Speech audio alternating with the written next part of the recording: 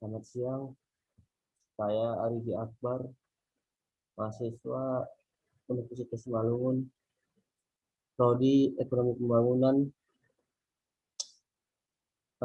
dosen pengajar Darwin Damani SCMSC.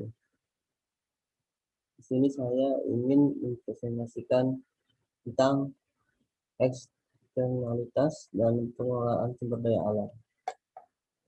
Aktivitas manusia, khususnya ekonomi, telah menyebabkan terjadinya problema lingkungan.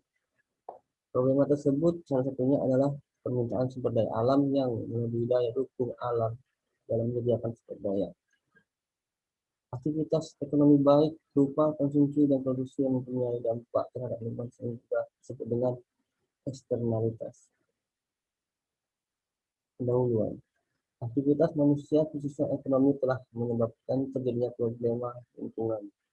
Problema tersebut salah satunya adalah permintaan sumber daya alam yang lebih dari dukung alam dalam menyediakan sumber daya.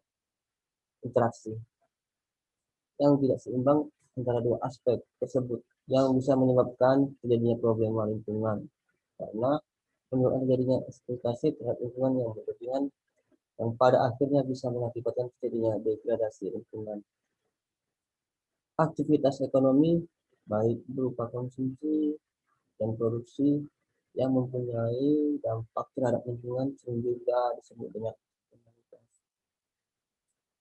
eksternalitas dari kegiatan ekonomi terhadap lingkungan bisa positif dan bisa negatif. Namun kebanyakan eksternalitas kegiatan ekonomi terhadap lingkungan adalah negatif. Konsep eksternalitas. Konsep eksternalitas pertama muncul berawal dari prinsip-prinsip ekonomi yang dikemukakan oleh Alfred Marshall tentang kurva penawaran yang menurun dari industri komoditif San 1990. Lanjut, Marshall mengatakan bahwa eksternalitas timbul ketika suatu variabel yang dikontrol oleh suatu agen ekonomi mengganggu fungsi utilitas atau fungsi penggunaannya agen ekonomi lain. Sedangkan menurut Muller, eksternalitas atau efek samping terjadi ketika kegiatan konsumsi atau produksi dari suatu individu atau perusahaan mempunyai dampak yang tidak diinginkan terhadap utilitas atau fungsi produksi individu atau perusahaan lain. Dengan demikian, eksternalitas bisa juga diartikan sebagai dampak yang dirasakan oleh pihak ketiga yang disebabkan oleh suatu kegiatan transaksi atau kegiatan ekonomi tertentu. Menurut Baumol dan Oates tahun 1975, eksternalitas dibagi dalam dua pengertian yang berbeda. Pertama, eksternalitas yang bisa habis, sedangkan yang kedua, eksternalitas yang tidak habis. Eksternalitas yang bisa habis ini merupakan suatu eksternalitas yang mempunyai teori seperti barang individu, di mana jika barang itu dikonsumsi oleh seorang individu, maka barang tersebut tidak bisa digunakan atau dikonsumsi oleh orang lain, sehingga eksternalitas dari barang tersebut hilang. Eksternalitas yang tidak habis.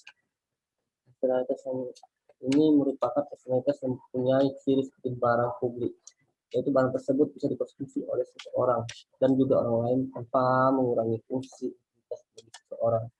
Atau dengan kata lain, besarnya konsumsi seseorang akan barang tersebut tidak akan mengurangi konsumsi.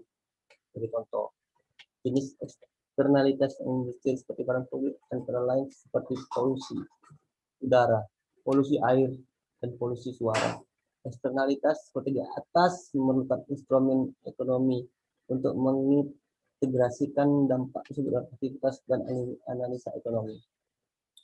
Faktor-faktor terjadinya eksternalitas. Dalam pandangan ekonomi, eksternalitas bisa diidentikan dengan ketidakefisienan. Karena dalam pandangan ekonomi, eksternalitas timbul karena salah satu dari prinsip-prinsip alokasi sumber daya yang efisien. Penyebab tidak dipenuhinya prinsip alokasi sumber daya yang efisien antara lain karakteristik barang atau sumber daya publik, ketidaksempurnaan pasar, dan kegagalan pemerintah. Barang publik. Barang publik merupakan barang yang apabila dikonsumsi oleh individu tertentu akan mengurangi konsumsi orang lain. Barang publik mempunyai dua ciri pokok, yaitu pertama, merupakan barang yang tidak dikonsumsi umum karena tidak ada persaingan dalam konsumsinya. Kedua, adalah tidak fasilitas. Hanya penawaran tidak diperuntukkan hanya untuk seorang dan mengabaikan yang lainnya. Barang publik yang berkaitan dengan lingkungan, yaitu udara segar, keindahan alam, air bersih, dan lain-lain. Karena barang di atas merupakan barang publik dan mempunyai eksternalitas yang tinggi, maka mendorong sebagian masyarakat dan konsumen acuh tak acuh untuk menjaga kualitas sumber daya alam tersebut. Penanganan sumber daya alam yang bersifat publik, walaupun wajib dilakukan, namun bersifat fardu kifayah. Artinya, kalau orang lain sudah menanganinya, maka hilanglah beban dan tanggung jawabnya dalam menyediakan masalah lingkungan. Oleh karena itu, penanganan masalah lingkungan dibutuhkan kesadaran oleh seluruh masyarakat. Sebagai contoh, jika si A mengetahui bahwa masalah pencemaran udara akan dilakukan oleh si B, maka si A tidak mau membayar untuk mengatasi pencemaran udara tersebut karena masalah pencemaran tersebut sudah diatasi oleh si B. Jika si B mengatasi masalah pencemaran tersebut, maka si A bisa ikut menikmatinya karena tidak seorang pun yang bisa menghalanginya untuk bisa menghirup udara segar yang bebas dari polusi akibat upaya yang dilakukan oleh si B.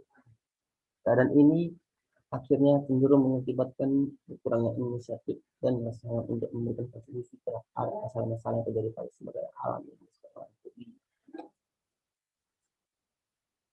Barang bersama. Barang bersama sebenarnya tidak jauh berbeda dengan barang publik. Tapi dalam kasus barang tersebut bersama di sini menitik beratkan pada alokasi dan penggunaan barang tersebut dan efek. Penggunaan barang ini tidak memenuhi prinsip-prinsip kepemilikan barang yang dorong ke arah lokasi yang efisien. Oleh karena itu, pihak-pihak yang terlibat dalam pemanfaatan barang tersebut tidak memiliki kendali dan tanggung jawab yang jelas terhadap kualitas dan prospek barang tersebut.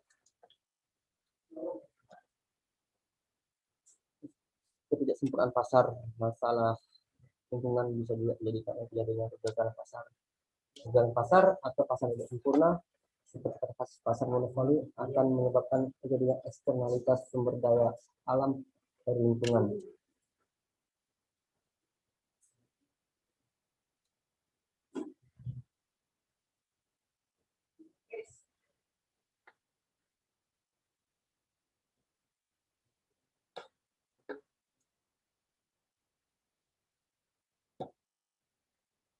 Kamu udah, salah kecek aku nih. Udah nih. Mana nih? Stop kayak mana?